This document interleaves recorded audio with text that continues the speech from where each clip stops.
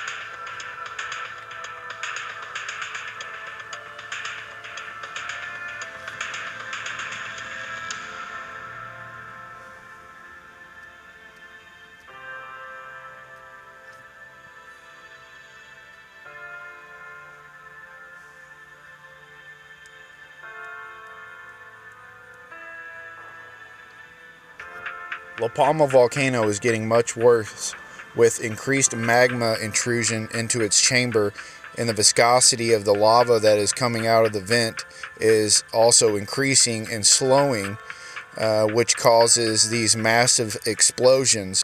If this trend continues, we could see large pyroclastic flows coming from the volcano's cone, and a possible collapse of the cone in on itself could also happen with a massive explosion from this new vent that has opened up from the original site.